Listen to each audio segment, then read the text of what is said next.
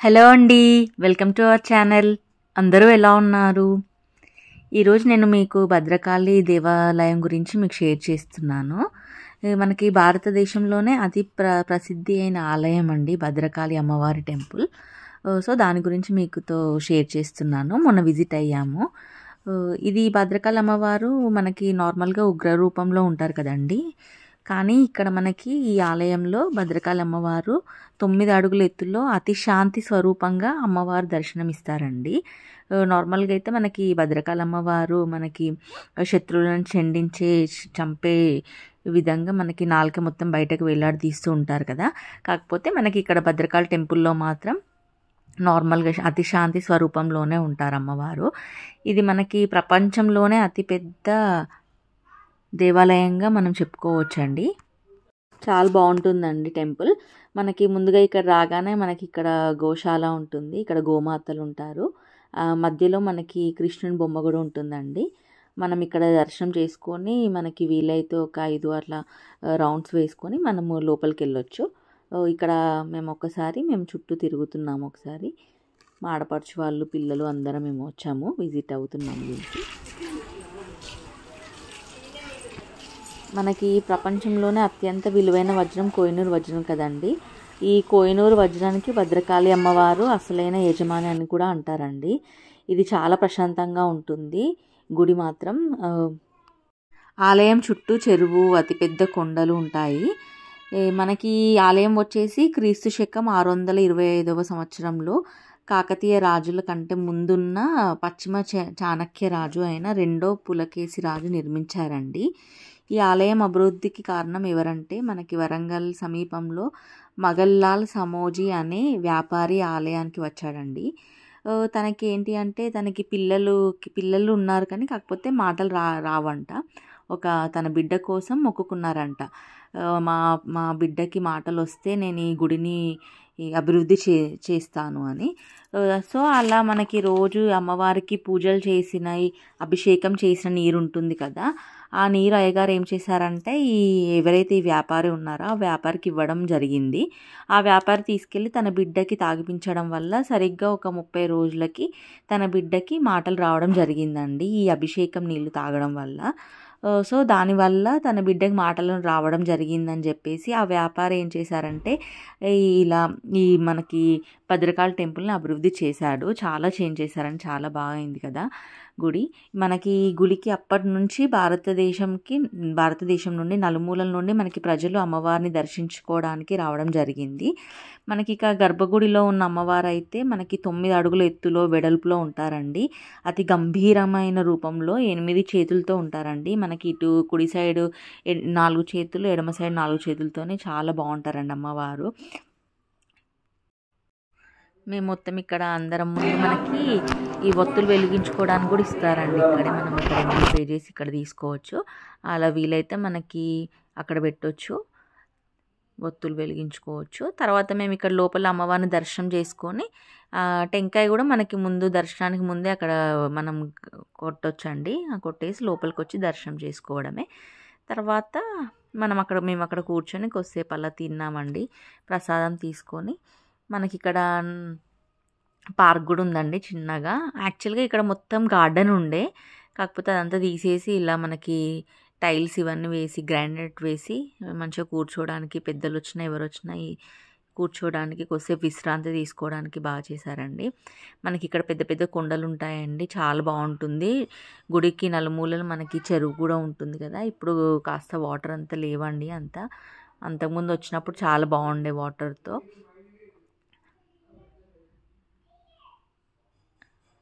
చాలా బాగుందండి. మేమందరం ఫ్యామిలీతో ఎంజాయ్ చేసాము. క్రిస్మస్ హాలిడేస్ కదా, సో పిల్లలు అలా ఎంజాయ్ చేస్తారని తీసుకెళ్ళామండి. ఇక్కడ మనకి త్రాగే నీరు కూడా ఉందండి.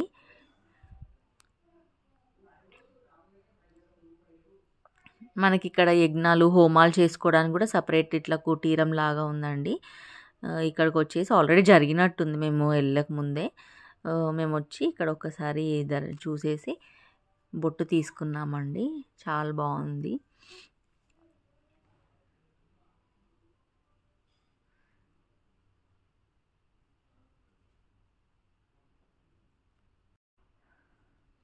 ఇక్కడ కొండలు ఉన్నాయి కదండి, దాని మీద శివపార్వతులు కూడా ఉన్నారు. అయిపోయిందండి, మేము దర్శనం చేసేసుకొని కొద్దిసేపు అలా కూర్చొని కొన్ని ఫొటోస్ దిగి మేము రిటర్న్ అవుతున్నామండి. మనకి ముందుగానే ఇక్కడ సాయిబాబా టెంపుల్ కూడా ఉందండి. మేము లోపల దర్శనం అయిపోయాక వచ్చి ఇక్కడ సాయిబాబాని కూడా దర్శనం చేసుకున్నాము.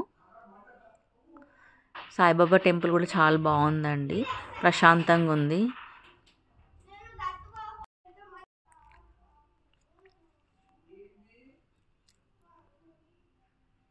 ఇప్పుడు హాలిడే సీజన్ కదండి, చాలామంది జనాలు కూడా వస్తున్నారండి. మనకి ఇక్కడ అమ్మవారిని మనం కోరుకున్న కోరికలన్నీ నెరవేరుతాయంటండి. చాలా పవర్ఫుల్ టెంపుల్ ఇది.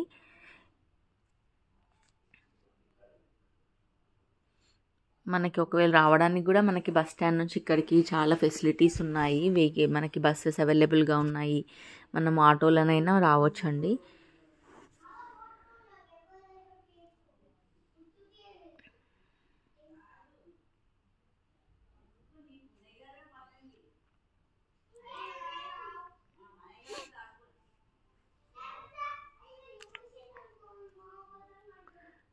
అక్కడ మొత్తం అయిపోయాక ఆ టెంపుల్ దర్శనం చేసుకోక అక్కడ నుండి మేము 1000 స్తంభాల గుడికి కూడా వచ్చామండి.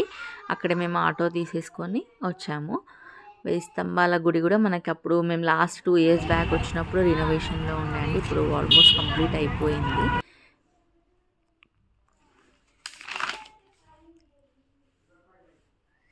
మనకి 1000 స్తంభాల గుడి వచ్చేసి దేవాలయం సముదాయాలు కాకతీయ రాజులు మొదటి రుద్రరాజు క్రీస్తు శకం 1163లో నిర్మించబడిందండి. అంటే మనకి సుమారుగా 860 సంవత్సరాల క్రితం నిర్మించబడింది. మనకి 1000 స్తంభాల గుడి నిర్మించినప్పుడు బాగానే ఉందండి. కాకపోతే మనకి మధ్యలో దండయాత్రలు జరిగినప్పుడు డిమాలిష్ అయిపోయింది.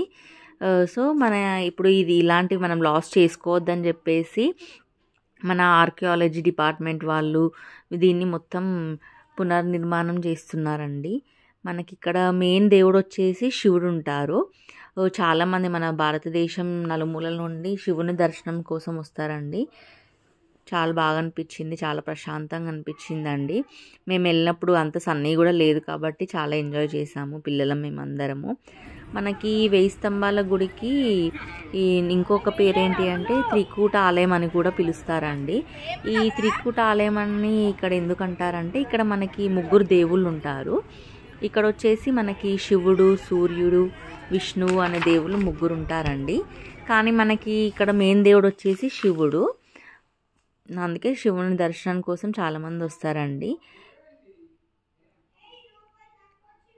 ఇక్కడ మెయిన్గా శివుడు ఉంటారు కాబట్టి ఈ టెంపుల్ని శ్రీ రుద్రేశ్వర స్వామి టెంపుల్ అని కూడా అంటారు.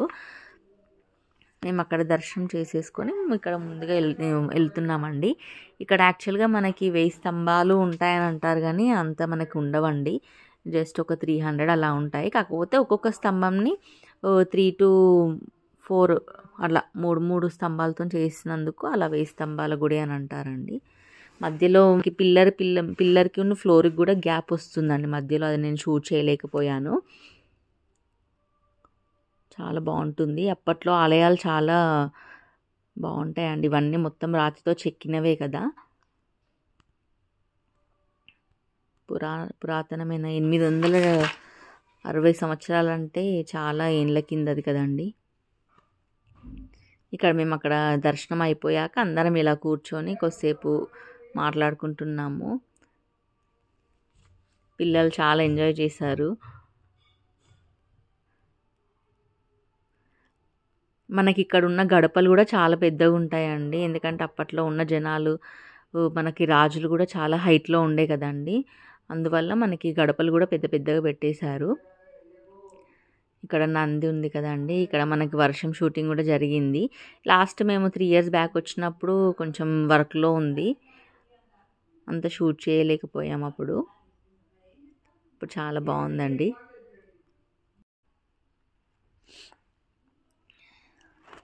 పిల్లలు కూడా ఇవి ఎక్కుతూ చాలా ఎంజాయ్ చేశారు. కాకపోతే కొంచెం భయం అనిపించిందండి, ఎందుకంటే సైడ్స్కి ఏం లేవు కదా, మళ్ళీ ఇది హైట్లో ఉంది కదా. పిల్లలైనా పెద్దలైనా కొంచెం కాలు స్లిప్ అయితే మాత్రం కింద పడితే ఘోరంగా ఉంటుందండి. సో కొంచెం జాగ్రత్తగా ఉండండి కిడ్స్తో వెళ్ళినప్పుడు. మనకి ఇది పిల్లర్స్ మీద నెంబర్స్ కూడా వేసారండి. పిల్లర్ 46, 47 అలా ప్రతి పిల్లర్ మీద ఉంది. మేము వెళ్ళినప్పుడు స్కూల్ ఫ్రెండ్స్ అందరు కూడా వచ్చారండి. వేరే స్కూల్ నుంచి వచ్చిన వాళ్ళు కూడా ఉన్నారు, చాలామంది పిల్లలు అలా. ఇప్పుడు హాలిడే సీజన్ కాబట్టి అందరూ విజిట్ అవుతున్నారు. సన్నీ కూడా ఫస్ట్ టైం రావడము. మేము ఒకసారి వెళ్ళినప్పుడు పిల్లల్ని తీసుకెళ్ళలేదు.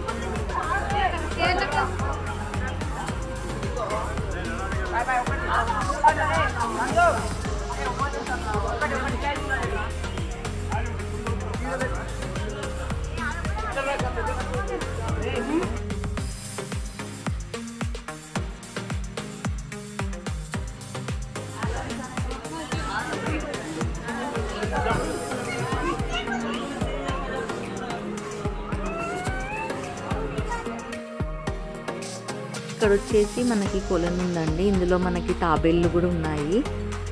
కాకపోతే మనకి ఇప్పుడు ఇందులో షూట్ చేయలేకపోయాను. ఉన్నాయండి, ఒక 10 వరకు అలా ఉన్నాయి. మాకైతే అలా కనిపించాయి చిన్న చిన్నవి. కొద్దిసేపు చూస్తూ అక్కడ నిల్చున్నాము.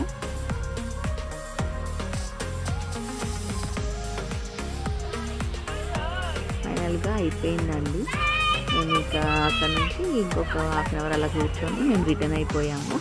చాలా బాగా జరిగిందండి. మా పిల్లలందరూ బాగా చెప్తున్నారు. ఒకవేళ ఈ బ్లాగ్ కనుక నచ్చినట్లయితే ఖచ్చితంగా లైక్ చేయండి, షేర్ చేయండి. కొత్తగా చూసిన ఖచ్చితంగా సబ్స్క్రైబ్ చేయండి.